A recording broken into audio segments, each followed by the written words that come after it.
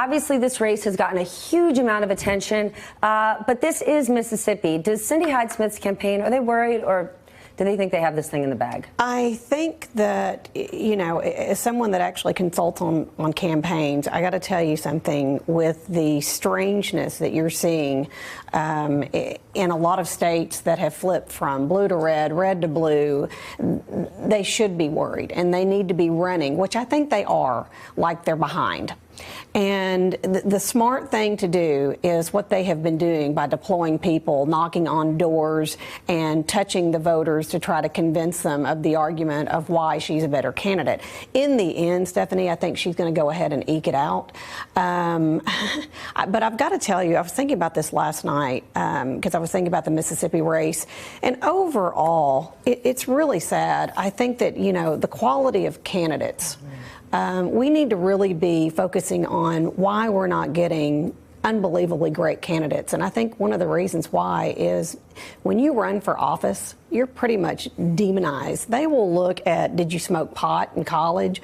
Let's see his or her divorce records. A lot of really good and qualified people, Stephanie, on either side of the aisle really hesitate before they put their hat in the ring, even though they could do a tremendous job, because they do not want people digging into frivolous things in their background.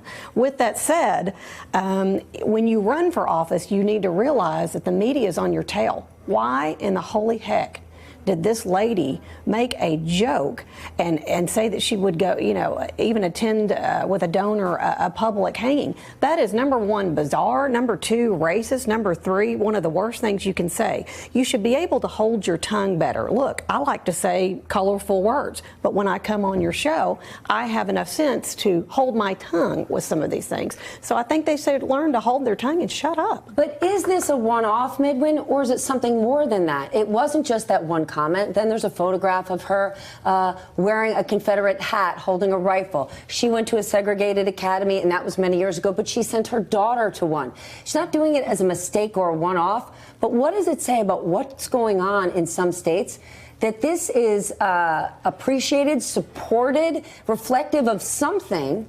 Well, let's unpack this. I mean, nooses were found hanging in the state's capital yesterday. Right. Well, let's unpack this, and I think it's important to have a robust conversation. And the way to do that is sort of go back into the history of Mississippi. Mississippi, as we know, is one of the few states in the South where it was a battleground for civil rights. In 1955, as we know, Emmett Till was brutally killed, 14 years old, for allegedly whistling at a white woman, and that sparked off the civil rights movement. So Mississippi is a state that historically, as we know, has not been kind, and that's an understatement, to African Americans and what have you. But when you look at her as a candidate, not only has she made these comments, I personally think that that's just indicative of who she is. She also doesn't appear to be competent. I watched snippets of her debate with Mike Aspie. She had a stack of notes in front of her. She was unable to answer very simple questions that you would think would come from the heart. For example, when she was trying to apologize for this comment, it came across as dead. It was not sincere. She was not contrite.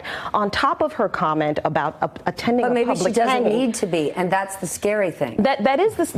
I don't know, but that's the scary thing. My thing is, to her point, is she doesn't appear to be a competent and qualified candidate. And even that voter who your reporter spoke to said she doesn't appear to be that strong, but I'll vote for her anyway. So Mississippi, you know, the good people of Mississippi have a choice to make. Well, that's when they're voting for the platform. I guess so, but I think it's important for Mississippi and the rest of the country to pay attention to this and recognize that not only did she make that comment, she also joked about voter suppression in a state where African Americans had to fight blood, tooth, and nail for the right to vote. And she's referred to the Confederacy as the best era in Mississippi's history. I don't think these are one-offs. I think this is reflective of who she is. That's right. And the lesson of Mississippi is that deep-seated racism is alive and well in the United States, which I think people have been saying from day one, by the way. And remember Ferguson and Baltimore and everything that happened in that seems a long past. And I think that Trump has created an environment that enables this. The interesting thing is going to see what Chris McDaniel's voters do. Those are the people. Those are the people on the fence. Are they going to go ahead and go red? Or are they going to go and say, we don't like her so much that we're going to go ahead and vote for the Democrats? But why isn't the GOP standing up right now on the right side of history and saying these aren't our values? We're the party of Abraham Lincoln. We are not the party of the Ku Klux Klan. That's right.